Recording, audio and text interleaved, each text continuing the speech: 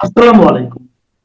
প্রিয় দর্শক, অন্য মঞ্চের আলোচনায় আজ আমাদের অতিথি হিসেবে আছেন বাংলাদেশের পররাষ্ট্র মন্ত্রণালয় বলছে, দেশটির পররাষ্ট্রমন্ত্রী খলিলুর রহমান ভারত সফরে গিয়ে সাবেক প্রধানমন্ত্রী শেখ হাসিনা এবং সাবেক স্বরাষ্ট্রমন্ত্রী আসাদুজ্জামান খান কামালকে ফেরত চেয়েছেন।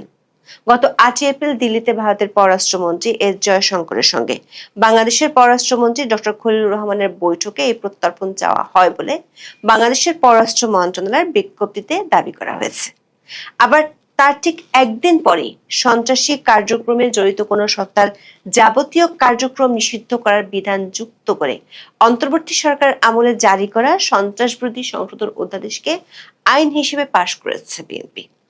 গত বছর ওই অধ্যাদেশের বলে আওয়ামী লীগের কার্যক্রম যখন নিষিদ্ধ ঘোষণা করা হয়, তখন ভারত ছিল প্রথম দেশ যারা বাংলাদেশ সরকারের এই সিদ্ধান্ত নিয়ে উদ্বেগ জানিয়েছিল। প্রশ্ন হলো, ইরান যুদ্ধের এই সময়ে ভারত থেকে বাংলাদেশ ডিজেল চাইছে, রাশিয়া থেকে তেল এনে ভারতে পরিশোধন করতে চাইছে, ভারতে সার সংকট আছে জানা সত্ত্বেও ভারতের কাছে সার চাইছে, বীজের উপর নিষেধাজ্ঞা তুলে দেওয়ার আর্জি জানাচ্ছে, গঙ্গা আর তিস্তার জল চাইছে, আবার ভারতের ক্ষমতাসীন পার্টি বিজেপির সাথে সুসম্পর্ক করতে চাইছে বাংলাদেশের সরকারি দল বিএনপি। বাংলাদেশের এত চাওয়ার বিপরীতে ভারতীয় পররাষ্ট্র মন্ত্রণালয় শুধু 4 লাইনের একটি কূটনৈতিক বিবৃতি দিয়েছে। বাংলাদেশের তেল, জল, সারের চাহিদার জবাবে ভারত হ্যাঁ বা না কোনোটাই বলছে না। সবচেয়ে বিস্ময়কর হলো শেখ হাসিনাকে ফেরত চাওয়া এবং আওয়ামী লীগ নিষিদ্ধের ইস্যুতেও ভারত সরকার একেবারেই মুখে কুলু পেটেছে। স্বাভাবিকভাবে প্রশ্ন উঠছে, বাংলাদেশের অন্তর্বর্তী সরকার আমলে এই দুই ইস্যুতে ভারত খুব তড়িৎ প্রতিক্রিয়া জানালেও এখন চুপ কেন? আওয়ামী লীগের ভেতরে আলোচনা আছে, ত্রয়োদশ জাতীয় সংসদ নির্বাচনে আওয়ামী লীগের সমর্থকরা বিএনপিকে ভোট দিয়েছিল আর তাতে ভারতেরও সায় ছিল।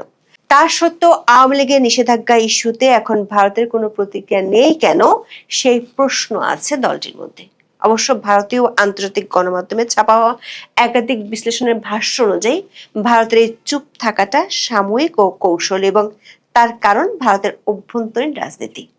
মে মাসের প্রথম দিকে ভারতের অভ্যন্তরীণ রাজনীতির ওই অনুঘটকের ফাড়াটা কেটে গেলে মুখ খুলতে পারে ভারত।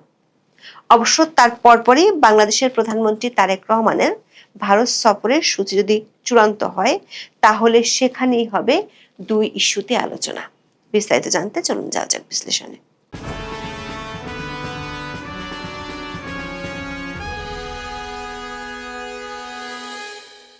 বাংলাদেশ আওয়ামী লীগের কার্যক্রম নিষিদ্ধ রেখে জাতীয় সংসদে পাশ হয়েছে সন্ত্রাস বিরোধী সংশোধিত আইন গত 9 এপ্রিল। কোন দেশের স্বাধীনতার সাথে ঘনিষ্ঠভাবে জড়িত কোনো রাজনৈতিক দলকে নিষিদ্ধের ঘটনা এটি বিশ্বে দ্বিতীয়। 6 দশক আগে এমন ঘটনা ঘটেছিল আফ্রিকার দেশ ঘানায়। ব্রিটিশ উপনিবেশ থেকে 1957 সালে ঘানা স্বাধীনতা পেয়েছিল। উপনিবেশিক শাসন শোষণ থেকে স্বাধীন হতে আফ্রিকার জাতীয়তাবাদী নেতা ডক্টর কায়াম নক্রুমা গঠন করেছিলেন কনভেনশন পিপলস পার্টি নামের একটি রাজনৈতিক দল। সেই দলটি ঘানার স্বাধীনতা অর্জনে ভূমিকা রাখায় ব্যাপক জনপ্রিয়তা পায়। তবে দেশটির স্বাধীনতায় ভূমিকা রাখা এই কনভেনশন পিপলস পার্টিকে কয়েক বছর পরেই নিষিদ্ধ করা হয়। বাংলাদেশেও একইভাবে স্বাধীনতা যুদ্ধে অবিস্মরণীয় অবদান রেখেছিল আওয়ামী লীগ। দলটির কার্যক্রম গত 12 মে নিষিদ্ধ করেছিল ইউনূসের অন্তর্বর্তী সরকার সন্ত্রাস বিরোধী আইন সংশোধনের অধ্যাদেশের মাধ্যমে। সেই অধ্যাদেশটি বিএনপি সরকার আইনে রূপ দিয়েছে।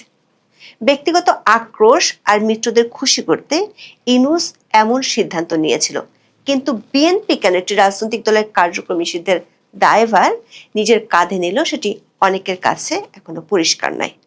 নির্বাহী আদেশে দল নিষিদ্ধের এমন প্রক্রিয়া ব্যাপকভাবে সমালোচিত হচ্ছে, কিন্তু অবাক করা বিষয় হলো, ইউনূসের সরকার যখন আওয়ামী লীগের কার্যক্রমের উপর নিষেধাজ্ঞা দিয়েছিল, তখন ভারতই প্রথম দেশ যারা এর জন্য উদ্বেগ জানিয়েছিল।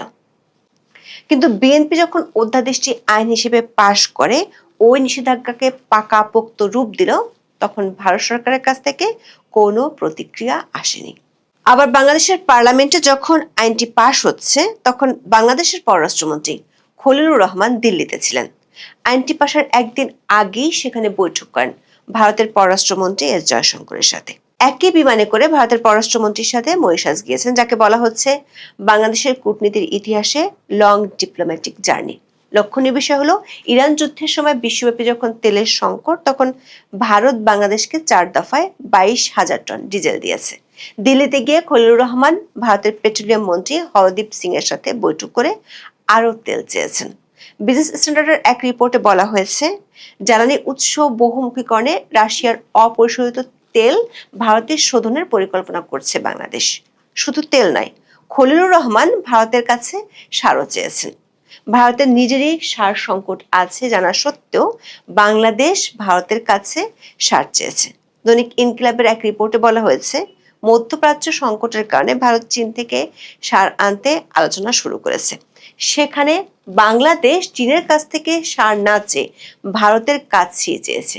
তেল সারের বাইরে বাংলাদেশ ভারতের কাছে গঙ্গা পানি চুক্তি নবায়নের কথা জানিয়েছে, চেয়েছে ভারত যেন ভিসার উপর নিষেধাজ্ঞা তুলে দেয়। খলিলুর রহমানের সাথে দিল্লি সফরে গিয়েছিলেন তারেক রহমানের পররাষ্ট্র উপদেষ্টা হুমায়ুন কবির। তিনি সেখানে ভারতের ক্ষমতাসীন বিজেপির শীর্ষ নেতাদের সাথে বৈঠকও করেছেন। বাংলাদেশের পররাষ্ট্র মন্ত্রণালয় এক বিজ্ঞপ্তিতে জানিয়েছে, আন্তর্জাতিক অপরাধ ট্রাইব্যুনালে মৃত্যুদণ্ডপ্রাপ্ত বাংলাদেশের সাবেক প্রধানমন্ত্রী শেখ হাসিনা এবং তার স্বরাষ্ট্রমন্ত্রী আসাদুজ্জামান খান কামালকে ভারত থেকে বাংলাদেশে প্রত্যার্পণের অনুরোধ পুনর্ব্যক্ত করেছে ঢাকা। ইউনূসের আমলে শেখ হাসিনাকে ফেরত চেয়ে অন্তর্বর্তী সরকার 2 বার নোট ভার্বাল দিয়েছিল, কিন্তু ভারত সরকার তাতে ইতিবাচক সাড়া দেয়নি। বাংলাদেশের পররাষ্ট্র মন্ত্রণালয়ের বিজ্ঞপ্তিতে আরও দাবি করা হয়েছে, খলিলুর রহমানের সাথে বৈঠকে ভারত বাংলাদেশের ওসমান হাদির খুনের মামলায় অভিযুক্ত 2 জনকে বাংলাদেশে ফেরত পাঠাতে সম্মত হয়েছে। তবে বাংলাদেশের পররাষ্ট্র মন্ত্রণালয় বেশ লম্বা বিবৃতি দিলেও ভারতের পররাষ্ট্র মন্ত্রণালয় 4 লাইনের একটি কূটনৈতিক ও কৌশলী বিবৃতি দিয়েছে। বিবৃতিতে কাদের সাথে বৈঠক হয়েছে সেটি তুলে ধরা হলেও ঠিক কি কি বিষয় নিয়ে আলোচনা হয়েছে তার নামগন্ধও নেই। বলা হয়েছে, উভয় পক্ষই পারস্পরিক স্বার্থ সংশ্লিষ্ট আঞ্চলিক ও আন্তর্জাতিক বিভিন্ন বিষয় নিয়ে মত বিনিময় করেন। প্রশ্ন উঠেছে, শেখ হাসিনা ও হাদির খুনের মামলায় অভিযুক্তদের ফেরত চাওয়া, বাংলাদেশ তেল সার জল নিয়ে প্রত্যাশার কথা জানালেও ভারত কেন চুপ বা কূটনৈতিক বিবৃতি দিল? বাংলা ট্রিবিউনের খবরে বলা হয়েছে, একটি গুরুত্বপূর্ণ প্রতিবেশী দেশের পররাষ্ট্রমন্ত্রী দিল্লি সফর করছেন, অথচ ভারত এ নিয়ে এখনো কোনো আনুষ্ঠানিক বিবৃতি দেয়নি। পররাষ্ট্রমন্ত্রী আসছেন, সাক্ষাৎ করছেন, কিন্তু সফরটির স্ট্যাটাস কি সেটি ভারতের দৃষ্টিতে স্পষ্ট নয়। এটিকে শেষ পর্যন্ত পূর্ণাঙ্গ দ্বিপাক্ষিক সফরের মর্যাদা দেওয়া হয়নি। বলা হয়েছে এটি একটি ট্রানজিট ভিজিট কিংবা গুডউইল ভিজিট। সে কারণে আসেনি কোনো যৌথ স্টেটমেন্ট বা বিবৃতি। এমনকি বাংলাদেশে আওয়ামী লীগের কার্যক্রম নিষিদ্ধের পরও ভারত চুপ থেকেছে, যেখানে আওয়ামী লীগের অনেক নেতা ওই মুহূর্তে ভারতে আছেন। প্রশ্ন উঠেছে, ভারতের এই নীরবতার কারণ কি? বিশেষ করে জনশ্রুতি আছে, বাংলাদেশের সংসদ নির্বাচনে আওয়ামী লীগের সমর্থকরা বিএনপিকে ভোট দিয়েছিল। জামাত এনসিপি জোটকে ঠেকাতে এই কাজে ভারতেরও সমর্থন ছিল বলে অনেকে অভিযোগ করেন। ভারতের কয়েকটি গণমাধ্যম সহ বিবিসি বাংলার খবর বিশ্লেষণ করে দেখা যাচ্ছে, ভারতের এই মুহূর্তে নীরবতার পিছনে বড় কারণ হলো পশ্চিমবঙ্গের বিধানসভা নির্বাচন। 8 এপ্রিল বিবিসি বাংলার খবরের শিরোনাম ছিল, দিল্লি না ঢাকার রেশ কাটিয়ে দিল্লি ও ঢাকা কি কাছাকাছি আসতে পারবে? খবরটিতে বলা হয়েছে, পশ্চিমবঙ্গের নির্বাচন না মিটলে কিছু হবে না। আন্তর্জাতিক সম্পর্ক বিশেষজ্ঞ শ্রী রাধা দত্ত বিবিসি বাংলাকে বলেছেন, দিল্লির দৃষ্টিভঙ্গিতে পরিবর্তন এলেও পশ্চিমবঙ্গ ও আসামে বিধানসভা নির্বাচনের পর্ব না মিটলে বাস্তবে তার খুব একটা প্রতিফলন দেখা যাবে না। বাংলা ট্রিবিউনের এক বিশ্লেষণে বলা হয়েছে, খলিলুর রহমানের সফর আর বাংলাদেশের ইস্যুগুলো নিয়ে ভারতের এখন রিজার্ভেশন আছে। এই রিজার্ভেশনের কারণ হলো পশ্চিমবঙ্গের নির্বাচন। এখন প্রশ্ন হলো, পশ্চিমবঙ্গের বিধানসভা নির্বাচনে বাংলাদেশের উপর কি প্রভাব আছে যার কারণে আওয়ামী লীগ ও শেখ হাসিনা ইস্যুতে ভারত আগের মতো প্রতিক্রিয়া জানাচ্ছে না? ভারতের যে রাজ্যটির সঙ্গে বাংলাদেশের সাংস্কৃতিক ও অর্থনৈতিক যোগাযোগ সবচেয়ে বেশি, সেটি হলো পশ্চিমবঙ্গ। বিশ্লেষকরা মনে করেন, ওই রাজ্যের যে কোনো রাজনৈতিক ও অর্থনৈতিক পরিবর্তনই বাংলাদেশকে প্রভাবিত করে। এ কারণে পশ্চিমবঙ্গের বিধানসভা নির্বাচন বাংলাদেশের জন্য কোনো বিচ্ছিন্ন ঘটনা নয় বলে গণমাধ্যমের খবরে বলা হচ্ছে। পশ্চিমবঙ্গের সঙ্গে বাংলাদেশের ভাষা, সংস্কৃতি, অর্থনীতি ও সীমান্ত সম্পর্ক এত ঘনিষ্ঠ যে কলকাতার রাজনৈতিক ঢেউ সহজেই ঢাকার কূটনীতি, সীমান্ত বাণিজ্য, পানি বন্টন এমনকি জনমত পর্যন্ত এসে লাগে। তাই পশ্চিমবঙ্গের ভোটের ফলাফল বাংলাদেশের নীতি নির্ধারণের ক্ষেত্রে প্রভাব ফেলবে পশ্চিমবঙ্গ কেন ভারতের সঙ্গে বাংলাদেশের সম্পর্কের গতিতে এবং আলোচনার অগ্রাধিকারে। আগামী 23 ও 29 এপ্রিল 2 দফায় বিধানসভা নির্বাচন অনুষ্ঠিত হবে এবং ফলাফল ঘোষণা হবে 4 মে। রাজ্যের 294টি আসনের লড়াইয়ে মূল প্রতিদ্বন্দ্বী মমতা বন্দ্যোপাধ্যায়ের নেতৃত্বাধীন তৃণমূল কংগ্রেস এবং শুভেন্দু অধিকারীর বিজেপি। পশ্চিমবঙ্গের মস্তদে কে বসবেন তার উপর নির্ভর করছে বাংলাদেশের অনেক কিছু। নির্ভর করছে দুই দেশের জাতীয় নিরাপত্তা এবং কোটি টাকার সীমান্ত বাণিজ্য। নির্ভর করছে তিস্তা ও গঙ্গার পানি বন্টনের ভবিষ্যৎ। পশ্চিমবঙ্গের নির্বাচনের ফলাফল কেবল ঢাকা ও দিল্লির মধ্যেই সীমাবদ্ধ থাকবে না, এর ঢেউ বেইজিং পর্যন্ত গিয়ে পৌঁছাবে। কারণ 2011 সাল থেকে তিস্তা চুক্তি মমতা ব্যানার্জির আপত্তির কারণে হিমঘরে পড়ে আছে। সিকিমের জলবিদ্যুৎ প্রকল্প এবং উত্তরবঙ্গের কৃষকদের স্বার্থের কথা বলে তিনি বাংলাদেশকে পানি দিতে নারাজ। তৃণমূল আবার ক্ষমতা এলে তিস্তা চুক্তির জট খোলার সম্ভাবনা শূন্যের কাছাকাছি। ন্যাশনাল হেরাল্ডের এক বিশ্লেষণে বলা হয়েছে, পশ্চিমবঙ্গে তৃণমূল ক্ষমতার থেকে পানি বন্টন আটকে দিলে বাংলাদেশ আরো বেশি করে চীনের দিকে ঝুঁকবে। মমতা বন্দ্যোপাধ্যায়ের নেতৃত্বাধীন তৃণমূল কংগ্রেস যদি চতুর্থবারের মতো ক্ষমতায় ফেরে, ঢাকার জন্য এক মিশ্র পরিস্থিতি তৈরি হবে। তৃণমূলের প্রচারণার প্রধান অস্ত্র হলো বাঙালি অস্মিতা বা বাঙালি আবেগ। তাই হিন্দু পত্রিকার এক প্রতিবেদনে বলা হয়েছে, তৃণমূল বিজেপিকে উত্তর ভারতীয় বহিরাগত দল হিসেবে তকমা দিচ্ছে। অন্যদিকে কেন্দ্রে ক্ষমতাসীন বিজেপির কাছে পশ্চিমবঙ্গের বিধানসভার নির্বাচনের আদ্যপ্রান্ত জাতীয় নিরাপত্তা ইস্যু। ভারতের কেন্দ্রীয় স্বরাষ্ট্রমন্ত্রী অমিত শাহ এবং শুভেন্দু অধিকারী বারবার দাবি করছেন, পশ্চিমবঙ্গের সীমান্ত দিয়ে লাখ লাখ অনুপ্রবেশকারী ভারতে ঢুকছে। তাই হিন্দু পত্রিকার প্রকাশিত খবর অনুযায়ী বিজেপি নেতারা কড়া প্রতিশ্রুতি দিয়েছেন, তারা ক্ষমতায় এলে একটি শক্তিশালী ন্যাশনাল সিকিউরিটি গ্রিড তৈরি করবেন। রাজ্যে এনআরসি এবং সিএ কার্যকর করার প্রকাশ্য হুঁশিয়ারি দিয়েছেন তারা। বিশ্লেষকরা মনে করেন, এই নির্বাচনের সঙ্গে ঢাকা দিল্লির সম্পর্কের নিরাপত্তা ও রাজনৈতিক ভাষ্য জড়িত। পশ্চিমবঙ্গের নির্বাচনে বাংলাদেশকে ঘিরে যে ধরনের বক্তব্য ব্যবহার করা হয় তা শুধু রাজ্য রাজনীতির মধ্যেই সীমাবদ্ধ থাকে না, তা জাতীয় পর্যায়ে পৌঁছে যায় এবং অনেক সময় দুই দেশের সম্পর্কের আবহ বদলে দেয়। বিশেষ করে অনুপ্রবেশ, ধর্মীয় মেরুকরণ এবং পরিচয়বাদী রাজনীতির ভাষা ভারতীয় সমাজে বাংলাদেশের নাগরিকদের সম্পর্কে ভুল ধারণা তৈরি করতে পারে। বিগত কয়েক বছর এটাই হয়ে আসছে। পশ্চিমবঙ্গ তো বটেই, বাংলাদেশের আশেপাশের রাজ্যগুলোতে যেখানে মুসলমান রয়েছে সেখানেই তাদের হরে দরে বাংলাদেশি বলে তকমা দেওয়ার উদাহরণ বিশাল। এর প্রভাব পড়ে কূটনীতির শীর্ষস্তরেও। বিবিসি বাংলার খবরে বলা হয়েছে, যেহেতু পশ্চিমবঙ্গ নির্বাচনে বিজেপি প্রবলভাবে জিততে চায় এবং ওই রাজ্যটিকে পশ্চিম বাংলাদেশ না হতে দেওয়াটা তাদের প্রচারের একটি বড় রাজনৈতিক হাতিয়ার, তাই ভারতের শাসক দল তাদের উগ্র বাংলাদেশ বিরোধী রাজনৈতিক ন্যারেটিভে এখনই কোনো দৃশ্যমান পরিবর্তন আনবে সেই সম্ভাবনা নেই বললেই চলে। পশ্চিমবঙ্গ ও আসামে নির্বাচনের পর ভোট গণনা 4 মে। সে পর্যন্ত ভারতের কেন্দ্রীয় সরকার বাংলাদেশ এবং দেশটির কোনো ইস্যুতেই এই মুহূর্তে উচ্চবাচ্য করতে চায় না। তবে ভারতীয় পররাষ্ট্র মন্ত্রণালয়ের ছোট্ট বিবৃতিতে একটি তথ্য আছে। সেখানে বলা হয়েছে, ফল-ওয়ান অফিসিয়াল বৈঠক শীঘ্রই অনুষ্ঠিত হবে। দিল্লি ও ঢাকার কূটনৈতিক সূত্রগুলো বলছে, দুই দেশের পররাষ্ট্রমন্ত্রীর লং ডিপ্লোম্যাটিক জার্নির আগেই বাংলাদেশের প্রধানমন্ত্রী তারেক রহমানের ভারত সফর নিয়ে আলোচনা হয়েছে। সেটি অবশ্যই পশ্চিমবঙ্গের বিধানসভা নির্বাচনের পর। এই সম্ভাব্য সফর নিয়ে অবশ্য বাংলাদেশের গণমাধ্যমে খবর প্রকাশিত হলেও সেটি প্রত্যাহার করে নেওয়া হয়। সরকার প্রেস উইং থেকে জানানো হয়, তারেক রহমানের বিদেশ সফর এখনো চূড়ান্ত হয়নি। সূত্রগুলো বলছে, যদি শেষ পর্যন্ত এই সফর চূড়ান্ত হয় তবে সেখানে দুই দেশের প্রধানমন্ত্রীর আলোচনার টেবিলে শেখ হাসিনা, বিশেষ করে আওয়ামী লীগ ইস্যুটি যে উঠবে সে বিষয়ে কোনো সন্দেহ নেই। এখন এ পর্যন্ত, সবাই ভালো থাকুন, সুস্থ থাকুন, নিরাপদে থাকুন, দেখা হবে। জন্মের পর থেকে আওয়ামী লীগ কতবার নিষিদ্ধ হয়েছে? কমপক্ষে 3 বার একেবারে নিষিদ্ধ করা হয়েছে, আর এছাড়াও একাধিকবার কার্যক্রম নিষিদ্ধ, তাদের নিষ্ক্রিয় করে রাখা। এগুলো আওয়ামী লীগের জন্য একদম নতুন কিছু না। এবারও এই যে ডক্টর ইউনূস গত বছরের 12ই মে যে সরকারি প্রজ্ঞাপনের মাধ্যমে আওয়ামী লীগের কার্যক্রমের উপরে নিষেধাজ্ঞা জারি করেছিলেন, সেটি চলমান রাখলেন বর্তমান বিএনপির তারেক রহমানের সরকার। আওয়ামী লীগের কার্যক্রম নিষিদ্ধ রেখে কার কতটা লাভ এবং কার কতটা ক্ষতি, আজকে সেটা নিয়ে আলোচনা করব। শেষ পর্যন্ত সাথে থাকবেন। আসসালামু আলাইকুম এবং আদাব। আপনারা ইতিমধ্যেই জানেন যে গত বুধবার 8ই এপ্রিল সংসদে সন্ত্রাস বিরোধী সংশোধনী বিল 2026 পাশ করা হয়েছে।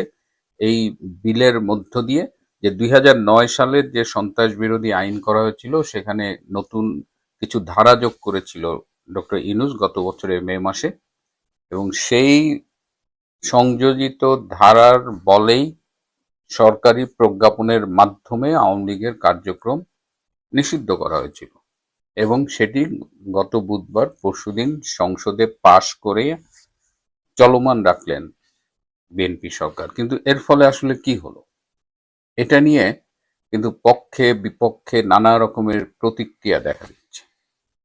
একটা জিনিস আমি দেখেছি যে এই বিলটি পাশ হওয়ার পরেই সামাজিক যোগাযোগ মাধ্যমে কিন্তু একটা বিস্ফোরণ ঘটেছে। মানে আমি আওয়ামী লীগ, এই ট্যাগটা আপনারা দেখবেন যে একদম ছেয়ে গেছে। মিলিয়ন মিলিয়ন লোক সামাজিক যোগাযোগ মাধ্যমে তারা নিজেদের পলিটিক্যাল আইডেন্টিটি এভাবেই প্রকাশ করছে। কিন্তু এই যে একটা সরকারি প্রজ্ঞাপনের মাধ্যমে একটা রাজনৈতিক দলকে বা তার কার্যক্রমকে নিষিদ্ধ ঘোষণা করা হলো, এটা গণতন্ত্রের জন্য কতখানি সুখকর, এর ফলে বিএনপি কতটা লাভবান হবে। জামাতে ইসলামের নাটকটা কিন্তু আমার খুব ভালো লেগেছে। তাদের যে নেতা ডাক্তার শফিক, তিনি বলেছেন যে এটি নিয়ে একটু আলোচনা হওয়া দরকার ছিল। মানে মশকরার একটা সীমা থাকা উচিত। এই যে গত বছর মে মাসে যে নাটকটা স্টেজ করা হলো এনসিপি, জামাত, শিবির মিলে, যে আওয়ামী লীগের কার্যক্রম নিষিদ্ধ করতে হবে, আওয়ামী লীগকে নিষিদ্ধ করতে হবে, এসবই তো একটা পাতানো খেলার অংশ ছিল, এবং তার সাথে বিএনপিও জড়িত ছিল। সুতরাং এখন জামাত যতই বলুক এটি নিয়ে আলোচনা দরকার ছিল, এটি আসলে লোক দেখানো। বিএনপি যেটা করেছে, বিএনপি এটা নিয়ে এক এক সময় এক এক কথা বলেছে। তারা নির্বাচনে জয়লাভ করার জন্য আওয়ামী লীগ ভোটটাকে তাদের পক্ষে নিয়েছে এই প্রতারণাটুকু করে। তারেক রহমান স্বয়ং নিজে বলেছেন যে তারা কোনো রাজনৈতিক দল নিষিদ্ধ করার পক্ষে না। আবার এই যে নির্বাচন, এই নির্বাচনে ডক্টর ইউনূস এবং জেনারেল ওয়াকার খান এমনভাবে গুটি সাজিয়েছিলেন যে জামাত নিশ্চিত ক্ষমতা যেত। তো সেই জায়গা থেকে বিএনপিকে এই 227 আসনে জয়লাভ করার মতো পরিস্থিতি তৈরি করা, এর পেছনে আওয়ামী লীগের অবদান অনস্বীকার্য। আওয়ামী লীগ এবং বিশেষ করে হিন্দু ভোটাররা, তারা ধানের শীষে ভোট দিয়েছে জামাত ঠেকানোর জন্য। এবং সেই সময়ের প্রচারণায় কিন্তু বিএনপির অনেক নেতাই, তাদের দেখবেন যে তারা কিন্তু আওয়ামী লীগের পক্ষে কথা বলেছে। এমনকি এই যে আইনমন্ত্রী, তিনিও নির্বাচনী জনসভায় বলেছেন যে তিনি রাজনৈতিক দল নিষিদ্ধ করার পক্ষে না। আওয়ামী লীগের নিষিদ্ধ করার পক্ষে যে রিট হয়েছিল অ্যাটর্নি জেনারেল থাকাকালীন, তিনি সেই রিটের বিরোধিতা করেছিলেন। তো এই সবই আসলে পাতানো খেলা আওয়ামী ভোটটা নেওয়ার জন্য। এখন কথা হলো, আওয়ামী লীগের নেতৃবৃন্দ কি এটি জানতেন না? অবশ্যই জানতেন। এবং কোন দিকে যাচ্ছে এটা সাধারণ নেতাকর্মীরা, আমরা হয়তো নানান সময়ে বিভ্রান্ত হই। আমরা হয়তো মনে করেছিলাম যে বিএনপি ক্ষমতায় আসলে হয়তো আমরা একটা চেঞ্জ দেখব, হয়তো আওয়ামী লীগের কার্যক্রমের উপরে নিষেধাজ্ঞাটা তারা তুলে নেবে। আমাদের অনেকেই মনে করেছিলাম যে গত প্রায় 17 বছর লন্ডন, একটা উন্নত দেশে নির্বাসিত থাকার ফলে তারেক রহমানের মধ্যে একটা পরিবর্তন আসবে। তারেক রহমানের মধ্যে একটা পরিবর্তন এসেছে, এটা সত্যি, কিন্তু এই পরিবর্তনটা বাহ্যিক। তিনি একটি সাদা রঙের জামা পরেন, তিনি একজন, আমরা নারী প্রধানমন্ত্রী দেখে অভ্যস্ত ছিলাম, সেখানে আমরা একজন পুরুষ প্রধানমন্ত্রী দেখছি। তিনি কথা বলেন না, তিনি সংসদে চুপ করে বসে থাকেন। তিনি কেন কথা বলেন না, এটা নিয়েও সমালোচকরা, নিন্দুকেরা অনেকে কথা বলে।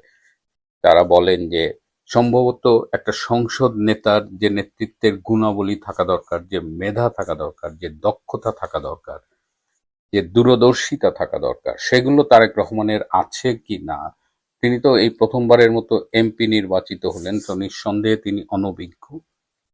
তো এই এই তারেক রহমানের সীমাবদ্ধতাগুলো নিয়ে কিন্তু নিন্দুকেরা নানান আলোচনা করছে। এবং যে তারেক রহমান, যে বিএনপির জন্ম ক্যান্টনমেন্টে, যে বিএনপির জন্ম পাকিস্তানি গোয়েন্দা সংস্থা আইএসআই এর পৃষ্ঠপোষকতায়, সেই বিএনপি ভারতের সাথে একটা আন্ডারস্ট্যান্ডিং করে এবারে নির্বাচনে ক্ষমতায় আসছে। এইটা কিন্তু একটা জটিল সমীকরণ। ভারতও জানে যে বিএনপি কি করতে পারে, পাকিস্তানও জানে বিএনপি আসলে কার। সুতরাং এই যে রাজনীতির একটা খেলা, এই খেলায় মানে আমরা হুট করে কোনো কমেন্ট করতে পারি না। এবং এই জটিল মুহূর্তে যে বিষয়টা হলো যে আওয়ামী লীগের নেতা কর্মীরা একদিকে তারা মানে তাদের পলিটিক্যাল আইডেন্টিটি যেমন বোল্ডলি এক্সপ্রেস করতেছে সামাজিক যোগাযোগ মাধ্যমে, কথাবার্তায়। আওয়ামী লীগ এই নিষেধাজ্ঞার ফলে মনে হয় যে আরো বেশি এক সক্রিয় হয়ে উঠলো, আরো বেশি জোরালো একটা ভূমিকা নিল। আমার কাছে মনে হচ্ছে যে সাংগঠনিকভাবে আওয়ামী লীগের অনেক উপকার করা হলো। এখন আওয়ামী লীগ কিভাবে ফিরে আসবে সেটা নিয়ে আমি আজকে পরের একটা পর্বে কথা বলবো, সাক্ষাৎকার নেবো একজনের, সেখানে আমি আওয়ামী লীগের প্রত্যাবর্তন এগুলো নিয়ে কথা বলবো। কিন্তু আজকে আমি এই আলোচনাটা সীমাবদ্ধ রাখি যে এই যে বিএনপি যে রাজনীতিতে একটা খারাপ নজির স্থাপন করলো এবং এই যে একটা সন্ত্রাস দমন অধ্যাদেশ এর মধ্য দিয়ে রাজনৈতিক সংগঠন নিষিদ্ধ করার যে একটা নজির স্থাপিত হলো, এটা যে ভবিষ্যতে আর কারো উপরে আরোপিত হবে না সেটা কিন্তু আমরা জোর করে বলতে পারি না। যে দলটির সমর্থকের সংখ্যা 50%-এর বেশি বা 5 কোটি ভোটার অন্তত আওয়ামী লীগের সমর্থন করে, সেই সেই সংগঠনটিকে আপনি কাজ করতে দেবেন না এবং তার কোনো সাইড ইফেক্টস হবে না, তার কোনো খারাপ ইফেক্টস হবে না, সেটা গণতন্ত্রকে ক্ষতিগ্রস্ত করবে না, এটা না ভাবার কোনো কারণ নেই। বিএনপি যদি মনে করে যে তারা আজীবনের জন্য ক্ষমতা পেয়েছে, তাদের আর কখনো ক্ষমতা থেকে যেতে হবে না, আওয়ামী লীগকে নিষিদ্ধ করলেই আওয়ামী লীগ বাইরে থাকবে। আগামীতে স্থানীয় সরকার পরিষদের নির্বাচন আছে, সেই নির্বাচনে তারা আনচ্যালেঞ্জড নির্বাচিত হয়ে আসবে এবং তারা তখনও আবার দেখবেন যে দুর্জনের ছলের অভাব হয় না, তারা তখন আওয়ামী লীগের ভোট পাওয়ার জন্য আবারও চেষ্টা করবে। তো এই সব বিএনপির ক্যালকুলেশন, কিন্তু এই ক্যালকুলেশন গুলো অতীত অভিজ্ঞতায় দেখা গেছে যে সবই মানে কোনোটাই আসলে তেমন শক্তিশালী জোরালো যুক্তি না। আর আমার একটা দুঃখ হয় যে বিএনপি যতবার ক্ষমতায় এসেছে, ক্ষমতার থেকে তার প্রস্থানটা কিন্তু কখনোই স্মুথ হয়নি। 1981 সালের মে মাস মন্ত্রী পরিষদের একটা মিটিং হচ্ছিল, সেই মিটিংয়ে সেই সময়ের প্রধানমন্ত্রী শাহ আজিজুর রহমান বলছেন যে আমাদের একটা নিয়ম করা উচিত যে একজন পরপর 2বারের বেশি প্রেসিডেন্ট হতে পারবে না। তখন সেই মন্ত্রী পরিষদে যেসব ইয়াং মন্ত্রীরা ছিলেন, আবুল হাসনাত এবং অন্যান্যরা, তারা তীব্র প্রতিবাদ করে বলেছিলেন যে আমাদের নেতা, আমাদের প্রেসিডেন্ট জিয়াউর রহমানের বয়স খুব কম, তিনি আরো 30-40 বছর নিঃসন্দেহে রাজনীতি করবেন। সুতরাং কেন আমরা এরকম একটা 2 টার্মের বেশি কেউ প্রেসিডেন্ট হতে পারবে না এরকম একটা নিয়ম কেন আমরা চালু করব? দেখেন, তার 2 সপ্তাহের মধ্যেই জিয়াউর রহমান নিহত হলেন।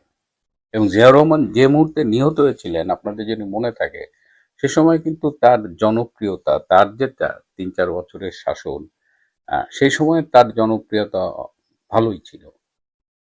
হ্যাঁ, তিনি ততদিনে ধরেন কয়েক হাজার সৈনিককে হত্যা করেছে, বিমান বাহিনীর আর্মির সৈন্যদের হত্যা করেছে, তার হাতগুলো রক্তে লাল, স্টিম রোলার চালিয়েছে, আওয়ামী লীগারদের উপরে জেলখানা ভর্তি করেছে, বিরোধী দলীয় রাজনৈতিক নেতাদের দিয়ে কর্নেল তাহেরকে ফাঁসিতে ঝুলিয়েছে। তিনি একজন পঙ্গু মুক্তিযোদ্ধা ছিলেন এবং পঙ্গু হলে সাধারণত তাকে ফাঁসিতে ঝুলানো যায় না। তো কোনো কিছু তোয়াক্কা না করে নিজের ক্ষমতা যখন সংহত করেছেন, ঠিক 2 সপ্তাহের মধ্যে তিনি খুন হলেন।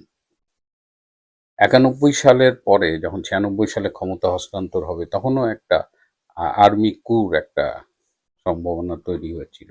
আবার 2006 সালের কথা তো আপনারা জানেন যে তারেক রহমান হাওয়া ভবন করে এমন এমন অপরাধের সাথে তিনি জড়িয়েছেন, জঙ্গিবাদকে উস্কে দিয়েছেন, বাংলাদেশের জঙ্গিবাদের অন্যতম গডফাদার হয়েছেন। তো এবং তিনি ক্ষমতা না ছাড়ার জন্য কেয়ারটেকার পুরা সিস্টেমটাকে এমনভাবে ম্যানিপুলেট করার চেষ্টা করেছিলেন যে আলটিমেটলি 1/11 এলো। এবং 1/11 পরে সবচেয়ে বেশি ক্ষতিগ্রস্ত হয়েছে যেসব রাজনৈতিক নেতা, তার মধ্যে তারেক রহমান নিজে একজন, এবং তিনি শারীরিকভাবে নির্যাতিত হয়েছেন, জেলে ছিলেন 1 বছরের বেশি। সো বিএনপি প্রতিবারই মনে করে যে ক্ষমতা তাদের জন্য চিরস্থায়ী হবে, তারা ক্ষমতা থেকে যাবে না। সো আগামীতেও তারেক রহমান যেভাবে আগাচ্ছে, এটা নিয়ে আমি আরেকদিন কথা বলবো যে তারেক রহমানকে আসলে কারা পরামর্শ দিচ্ছে। কিন্তু এখন এই মুহূর্তে বলতে পারি যে হানিমুন পিরিয়ড শেষ হয়নি। একটা রাজনৈতিক দল ক্ষমতা এলে সাধারণত ধরা হয় যে 100 দিন তার হানিমুন পিরিয়ড, কিন্তু তার 60 ডেজও হয়নি। যে এর মধ্যেই যেভাবে তিনি তালগোল পাকিয়ে ফেলছেন, এবং পাশাপাশি মানুষ মানুষ এখন কি চাইছে? মানুষ কি আওয়ামী লীগের কার্যক্রমের উপরে নিষেধাজ্ঞা চাইছে? না, মানুষ একটু তেল চাইছে, মানুষ একটু গ্যাস চাইছে, মানুষ একটু খাবার চাইছে। আর কৃষক আলু নিয়ে আসতেছে, দাম পাচ্ছে না, পেঁয়াজ নিয়ে আসতেছে, দাম পাচ্ছে না। জুন পর্যন্ত 6 লাখ টন সারের দরকার, সরকারের কাছে আছে 2 লাখ টন সার। রিজার্ভের উপরে প্রেসার পড়তেছে, তেলের জন্য, বিদ্যুতের জন্য ভারতের কাছে হাত পা ধরতে হচ্ছে। তো প্রায়োরিটি সেটিংসে বিএনপি ভুল করছে। বিএনপি সরকার, তো তারা তো সরকার, তো তারা তো বাংলাদেশ চালানোর দায়িত্ব পেয়েছে। সেই দায়িত্ব, সেই কাজগুলোকে তারা প্রায়োরিটি দিচ্ছে না। তারা এসব সস্তা, অপ্রয়োজনীয় এবং ঝুঁকিপূর্ণ কাজগুলো করছে। আওয়ামী লীগকে আওয়ামী লীগের এই কার্যক্রম নিষেধাজ্ঞা করে বিএনপি যে কি ভুলটা করলো, এর মাসুল বিএনপিকেই দিতে হবে, তারেক রহমানকেই দিতে হবে। আর এর জন্য গণতন্ত্র যে ক্ষতিগ্রস্ত হলো, সেটার সাফার করবে সমগ্র বাংলাদেশ। তবে এই দিন নয়, আরো দিনই আছে, এবং আওয়ামী লীগের যে কর্মী বাহিনী আছে তৃণমূলের, এই বাহিনীকে আসলে দাবায় রাখা যাবে না। এবং গত পরশুদিন থেকে যা আমরা দেখতেছি আমাদের চোখের সামনে সামাজিক যোগাযোগ মাধ্যমে, তাতে আওয়ামী লীগকে আসলেই দাবায় রাখা যায় না, যাবে না। প্রিয় বন্ধুরা, আজ এ পর্যন্তই। ভালো থাকবেন, সুস্থ থাকবেন, তার চেয়েও জরুরি হলো নিরাপদে থাকবেন। সবাইকে অনেক ধন্যবাদ।